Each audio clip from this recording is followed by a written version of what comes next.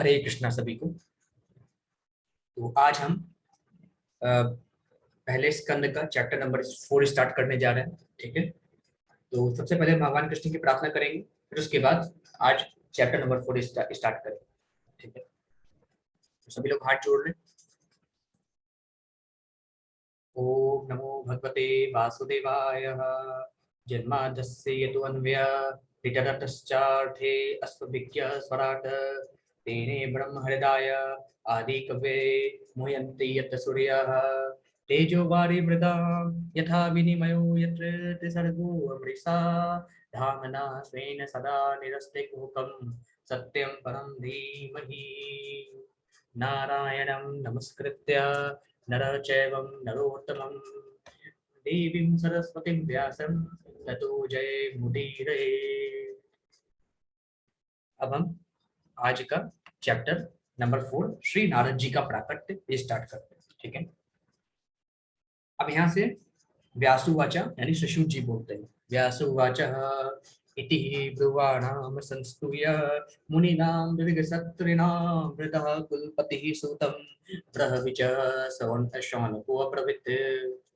यहाँ पे शिशु जी बोलते हैं, सूत गोस्वामी को इस प्रकार बोलते देखकर दीर्घकालीन ये गुस्सों में लगे हुए समस्त ऋषियों में विद्वान तथा वयोवृद्ध अग्रणी शौनक मुनि ने सूत गोस्वामी को निम्न प्रकार संबोधित करते हुए बधाई दी।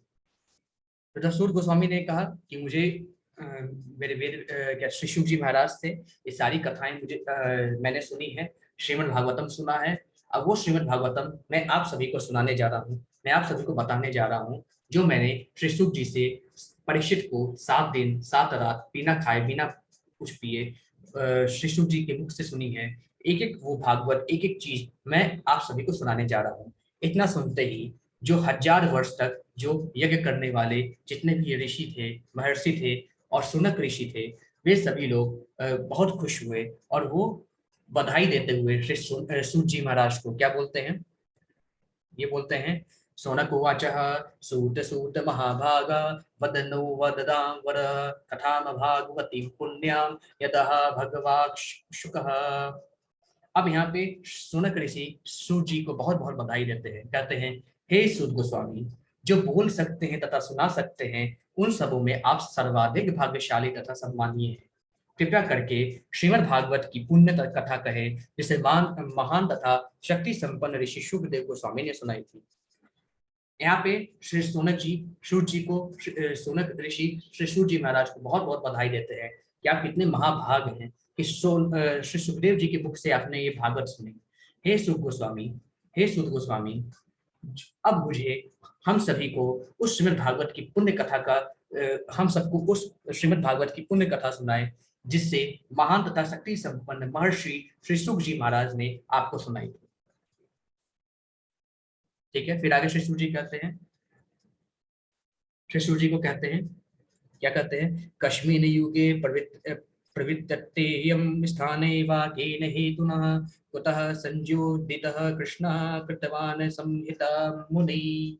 यह कथा सर्वप्रथम किस युग में, अब यहाँ पे सोनक ऋषि कहते हैं कि हे प्रभु, हे श्री सूत जी, ये बताइए ये जो कथा है आपने श्री सूत जी के मुख से सुनी है, ये कथा सर्वप्रथम किस युग में और किस स्थान में प्रारंभ हुई थी और किस कारण से इसे प्रारंभ किया गया था। महामुनि कृष्ण द्वैपायन व्यास ने इस साहित्य ग्रंथ को संकलित करने की प्रेरणा कहाँ से प्राप्त की। अब यहाँ पे कौन श्री सोनक ऋषि श्री सूत जी से प्रश्न पूछते हैं कि हे श्री सूत जी महाराज, मुझे ये बताइए ये जो भागवत कथा है जो आपने श्री सूत जी महाराज के मुख से सुनी है, जो कि हम सब भी सुनना चाहते हैं, वह किस युग में प्रारंभ हुई थी, सभी को सुनाना किस स्थान से प्रारंभ हुई थी, किस कारण इसे आरंभ किया गया था, क्या प्रयोजन है इसका। महामुनि वेद व्यास जी ने इसको किसकी प्रेरणा से श्रीमद् भागवतम को लिखा था, कौन उनके प्रेरणादायक थे, ये सारे प्रश्न शौनक ऋषि श्री सूत जी महाराज से पूछते हैं। फिर आगे शौनक ऋषि बोलते हैं, तस्य पुत्रो महायोगी समग्री निर्विकल्पकः एकांत मतिरुत्रितो गूढ़ इवेयते। तब श्री सूत जी का शौनक ऋषि कहते हैं उनका यानी व्यासदेव का पुत्र यानी श्री सूत जी महाराज परम भक्त समदर्शी ब्रह्मवादी था, जिसका मन सदैव ब्रह्मवाद में केंद्रित रहता था, वह संसारी कर्मों से परे था, लेकिन प्रकट न होने के कारण अज्ञानी जैसा लगता था। शौनक ऋषि कहते हैं वो जो श्री शुक जी महाराज थे, वो तो गुफा में जाके भगवान का ध्यान करते थे, वो सभी तरह के कर्मों से परे थे, सभी तरह के माया से परे थे, वो कभी प्रकट भी किसी के सामने नहीं होते थे और एकदम अज्ञानी जैसे लगते थे। फिर आगे शौनक ऋषि कहते हैं दृष्टवानुयान्ते ऋषिमात्मा जप जम्पयन् नैगुणं देव्यो हिलया परिदधुर्न सुतस्य चित्रं तद्वीक्ष्य पृच्छति मुनो जगदुस्तवास्ति श्रीपुंभिदा न तु सुतस्य विवि कट कदृष्ट कदृष्टिः। फिर आगे श्री सूत जी शौनक ऋषि कहते हैं जब श्री व्यासदेव अपने पुत्र के पीछे पीछे जा रहे थे तो नग्न स्नान करती सुंदर तरुणिया ने वस्त्रों से अपने शरीर ढक लिए। यद्यपि व्यासदेव स्वयं नग्न न थे, लेकिन जब उनका पुत्र वहीं से गुजरा था तब उन्होंने वैसा नहीं किया। मुनि ने इसके बारे में पूछा तो तरुणियों ने उत्तर दिया कि उनका पुत्र पवित्र है, और जब वह उनकी ओर देख रहा था तो उसने स्त्री तथा पुरुष में कोई भेद नहीं माना, लेकिन मुनि तो भेद मान रहे थे। तो यहीं पे श्री शुक जी महाराज की एक कथा है कि जब वो जन्म ले लिए थे और वो जंगल की ओर जा रहे थे भगवान की खोज में, तो उनके पिता व्यासदेव पीछे पुत्र पुत्र पुत्र ये कहते हुए उनके पीछे जा रहे थे। तो उस समय जब श्री शुक जी महाराज जिस रास्ते जा रहे थे उस समय कुछ स्त्रियां नग्न अवस्था में नदियों में नहा रही थी। तो जब श्री शुक जी ने उन्हें देखा तो उन्हें तो क्योंकि सभी माया से वो मुक्त हैं भगवान की कृपा से, तो बिना कुछ किए बिना कुछ देखे वो चले गए जंगलों में। लेकिन जब व्यासदेव आए तो सभी स्त्रियों ने वस्त्र ढक लिए। तो व्यासदेव ने पूछा कि मेरे पुत्र के सामने तो आपने वस्त्र नहीं ढका, क्योंकि वो युवा है, तरुण है, और मेरे सामने आप ढक रही हैं, ऐसा क्यों? तो स्त्रियां कहती हैं आपके पुत्र तो सभी माया से रहित हैं, उनको तो स्त्री और पुरुष के बीच अंतर ही नहीं मालूम, परंतु आपको तो अंतर मालूम है ना, इसलिए हमने आपके सामने वस्त्र ढका है। ऐसा शौनक ऋषि बोलते हैं। फिर आगे कहते हैं शौनक ऋषि कथमालशितः पौरेः सम्प्राप्तः कुरु जाङ्गलान् उन्मत्त मुक जड़विचरण गज साहवे। कुरु तथा जांगल प्रदेशों में पागल, गूंगे तथा मूढ़ की भांति घूमने के बाद जब वे यानी श्री सुखदेव हस्तिनापुर नगर में प्रविष्ट हुए तो वहां के नागरिकों ने उन्हें कैसे पहचाना। तो यहाँ पे शौनक ऋषि कहते हैं जब कुरु प्रदेश जांगल प्रदेशों में भ्रमण करने के बाद, पागलों जैसे घूमने के बाद, गूंगे कुछ बोल नहीं पाते थे क्योंकि कोई शब्द तो मालूम नहीं था उनको, है ना, मूढ़ की भांति घूमने के बाद क्योंकि बोलना आता नहीं था उनको, क्योंकि जन्म लेते ही वो सीधे चल दिए थे जंगल की ओर सभी माया से मुक्त होकर। तो यहाँ पे शौनक ऋषि कहते हैं कुरु प्रदेश जांगल प्रदेशों में पागल गूंगे की भांति घूमने के बाद जब वे हस्तिनापुर में प्रवेश किए तो किस प्रकार से वहां के नागरिकों ने उनको पहचाना। ठीक है। फिर आगे से सूची कहते हैं कथम वा शौनक ऋषि कहते हैं कथम वा पांडवयस्य राजर्षि मुनिना सह संवादः समभुत्तात यत्र सा सात्वती श्रुतिः। अब शौनक ऋषि कहते हैं राजा परीक्षित की इस महामुनि से कैसे भेंट हुई, सबके बारे में बताइए कि राजा परीक्षित से इस महामुनि से कैसे भेंट हुई जिसके फलस्वरूप वेदों के इस महान दिव्य सार का वाचन संभव हो सका। राजा परीक्षित इनसे कब मिले, किस परिस्थिति में मिले जिससे इन्होंने राजा परीक्षित को श्रीमद् भागवतम सुनाई। फिर आगे कहते हैं गोदोहन मात्रम ही गृहेषु गृहमेधिनाम अवेक्षते महाभागस्ति इर्थि कुर्वंस्तदाश्रमम्। फिर आगे शौनक ऋषि कहते हैं वे यानी सुखदेव गोस्वामी किसी गृहस्थ के द्वार पर उतनी देर रुकते जितने समय में गाय दुही जा सकती है।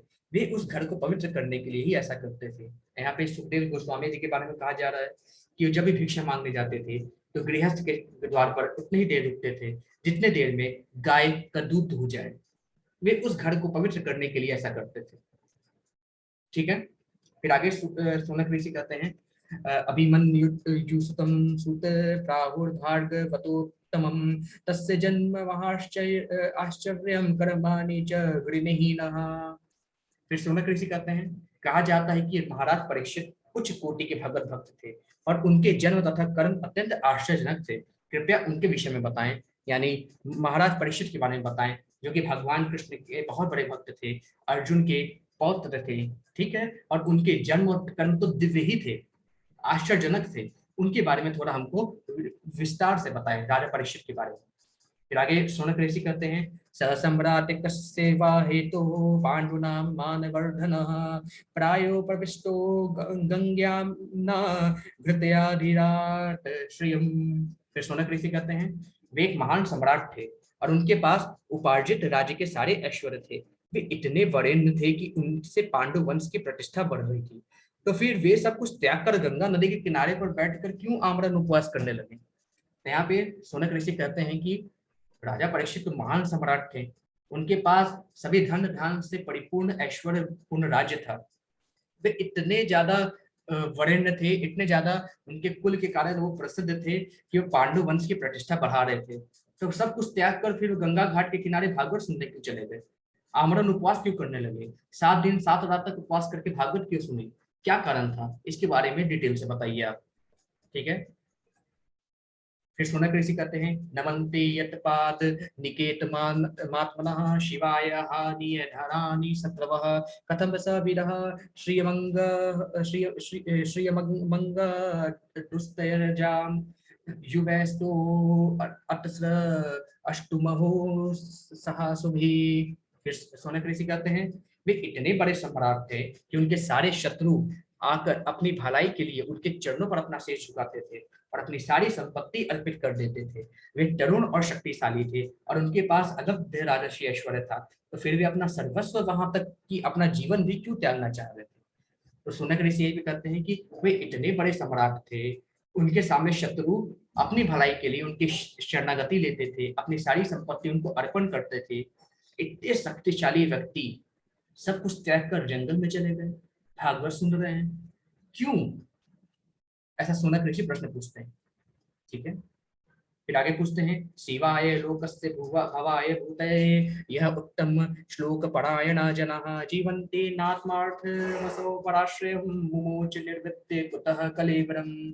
अब शौनक ऋषि पूछते हैं, जो लोग भगवत कार्य में अनुरक्त रहते हैं वे दूसरों के कल्याण, उन्नति तथा सुख के लिए ही जीवित रहते हैं, वे किसी स्वार्थवश जीवित नहीं रहते।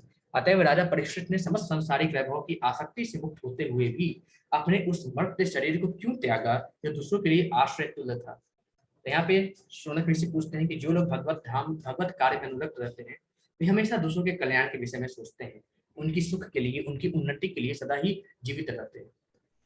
उनका पूरा जीवन स्वार्थहीन था। उन्होंने अपना पूरा जीवन सभी माया मोह से आसक्ति रहित होकर प्रजा कल्याण, प्रजा रंजन में लगा दिया था।